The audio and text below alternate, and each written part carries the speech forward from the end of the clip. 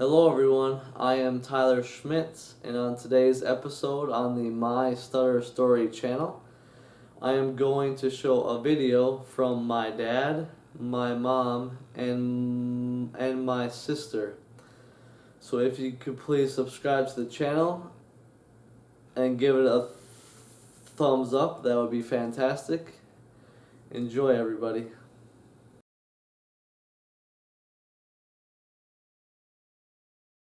Hi, I'm Bradley Schmidt. I am Tyler's dad, and my subject today is I'm going to be talking about basketball and how that helped him throughout this whole process dealing with the stuttering and things like that. I found out that basketball was his passion at an early age. I coached him we started up an elementary team, or just practices more likely, in Verndale when he was in elementary school.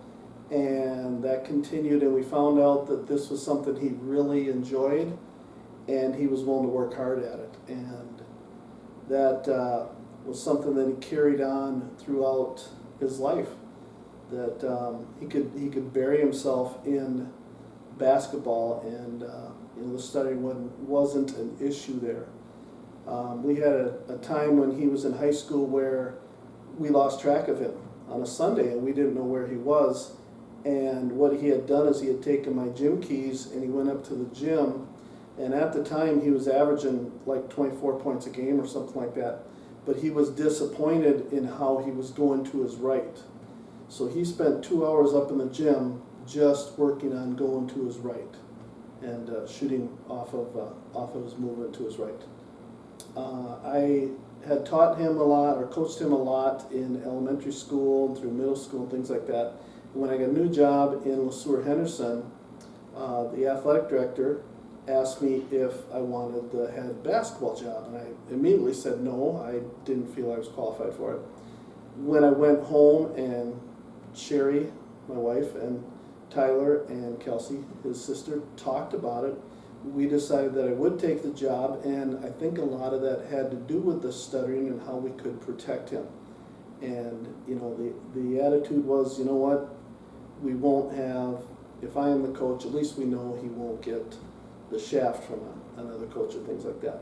But he would spend hours shooting, and this started when he was in elementary school. We would, like twice a week or something like that, I would take him up to the gym before school, and we would shoot 100 free throws, and then he could shoot whatever he wanted for the remaining half hour that we were shooting. And he got to the point where I would actually just sit in a chair underneath the hoop, and he was so proficient at free throws that I would just sit there, and he'd probably make 90 out of 100 almost all the time, and I would just be able to just return the ball to him real easily. And if he ever missed, he'd have to go chase the ball, and sometimes he'd get really mad at me and he'd think I'd go chase it, and I'd just sit in the chair, and he learned to make more free throws that way. And that actually led to his junior high school when he made 72 consecutive free throws, which is a Minnesota State record. I really found with basketball that there's like a brotherhood, and there's an acceptance, especially if you're good. And of course that was the case with Tyler. So, coaches would seek him out after games. The best players in the other teams would always be very complimentary of him. And I found that really carried on into college also. He was accepted into the brotherhood because he could play basketball, and therefore his stuttering was less of an issue for them, especially his teammates. His teammates in college were great, and that was really a neat thing for me to see. Being his coach and being protective in high school, we didn't have that option when he went off to college. But two things that really come to mind about college were he was player of the game one time, I believe it was his junior year, and they do an interview after the game, and he just couldn't answer a question. He just basically sat there and said, yeah, and okay, and things like that. So the guy caught on real quick, and he just ran the interview, but that was tough to hear. And his senior year, at Augsburg, his coach always has the seniors speak. And I had to go in and tell Coach Grease that this was not happening, that that he would not be able to do it, and Coach Grease was gracious enough to agree not to do it that year. They had 3 seniors, and he brought them up together, and they kind of worked it together, and so Tyler was not put under the pressure of dealing with this stuttering in front of 100 people or whatever were at the banquet. So that's my story, and I'm sticking to it.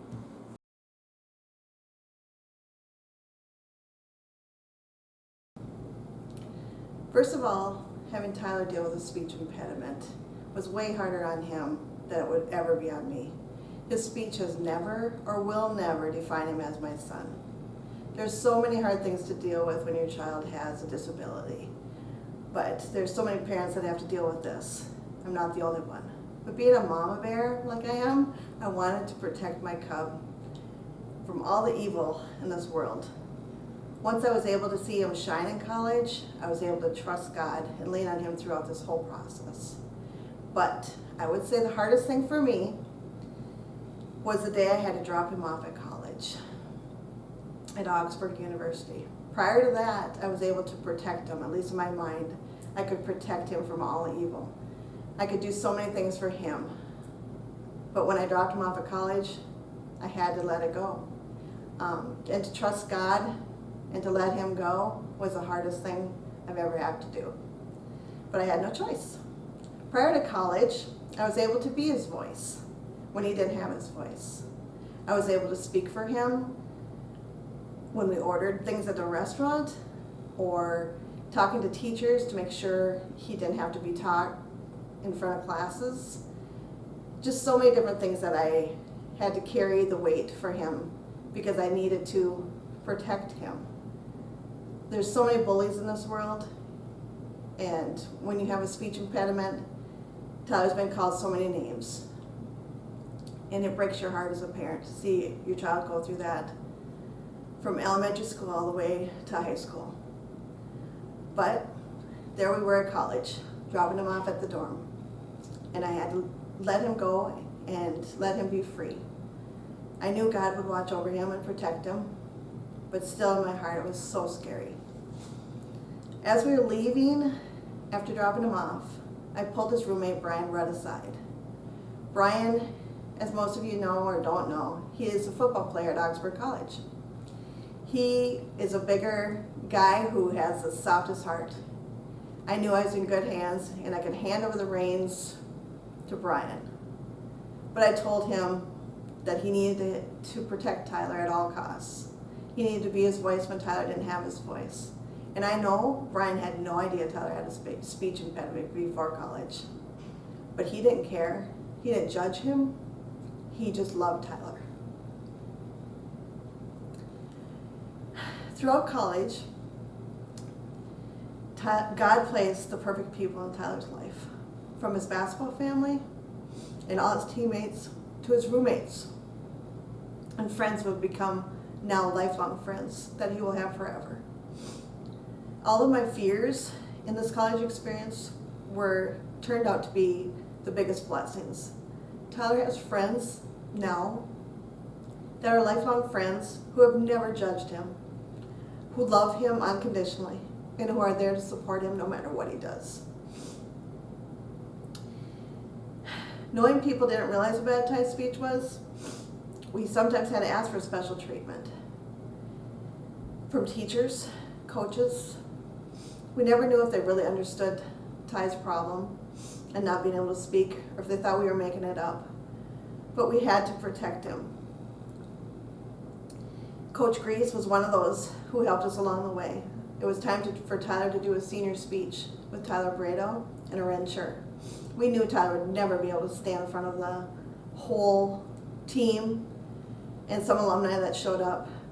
But Coach Grease heard our plea and made special arrangements for Tyler to give the speech collectively, all 3 of them. We're forever thankful for that. And as a Christian mother, I know that we are just supposed to train our children, and God takes care of the rest. And now for the future, I can let God take control because God's got this. My son will never be defined by a speech impediment. He is my son, who I love dearly, no matter what his disability would ever be.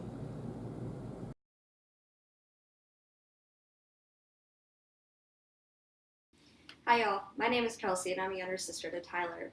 Ty's about 3.5 years older than me, so for as long as I can remember, he stuttered. So maybe I didn't know any different, but I wanted to share my thoughts with all of you on what it was like to grow up with a brother with a speech impediment. We ended up moving twice in our childhood, from Verndale to Big Lake and then Big Lake to Le Sueur.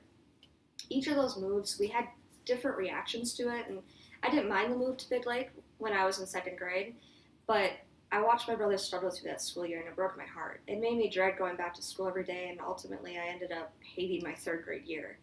We moved from a town of 575 people to a town of almost 10 times that size.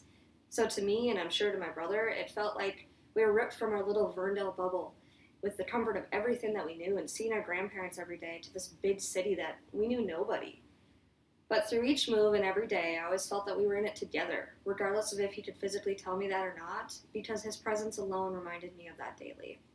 Growing up and to this day, I've dealt with a lot of guilt as to why Ty has a speech impediment instead of me. Some of the hardest times were watching him in social situations and knowing so bad that he just wanted to say something, and he might have that witty one-liner that he wanted to share with everybody, but the conversation was just going too fast and he couldn't get it out. But I don't think the other people usually noticed because they didn't know. So it was hard to see him try to start a sentence and then he would just give up. Ultimately, as his little sister, it may have eliminated some possibilities in our life, but there is nothing more that I could have asked for from a big brother than what he has given me. Our deep conversations may have been through text instead of face to face. We definitely fought and bickered just like any other siblings, but we still played sports and we got to go on fun vacations. We lived. But then I always wonder what it could have been. Would it have been different? Were there things that he wanted to say to me that he just didn't have a chance to in those small moments? Because he did stutter a lot around my parents and myself at home, most likely because that was just where he was most comfortable, and he knew that we knew the extent of his speech impediment and we would never judge him for it. So I don't think that I was shorted at all growing up with a brother with a speech impediment. I knew that he loved me and he cared about me, and that's all that mattered. And I think he knew that about us too. In the past few weeks, I've had so many people say to me that they're sorry that Ty has had to go through this and that I've had to have a brother with a speech impediment my whole life and many different things like that. But I don't think it was difficult for myself and my family to go through this in certain ways. A lot of those people didn't know that Ty had a speech impediment. And in all honesty, I look back on my life and not once do I think that my brother's speech impediment has negatively affected our lives. Every feeling that I've had towards it, it's been based off the fact of how I feel for my brother. I've always felt bad and guilty and angry, but not for myself to deal with it, but because he's having to deal with it. I can't relate to him, and I don't know how it feels to have a speech impediment, but I saw his daily struggles that he would have. If you're fortunate enough to have a sibling that some may consider to be a setback or a difficulty, it changes your life completely and it changes your perspective on life. Were there hard times? Absolutely. But God chose Tyler. We may not know why just yet, but I think we're going to find out in the near future.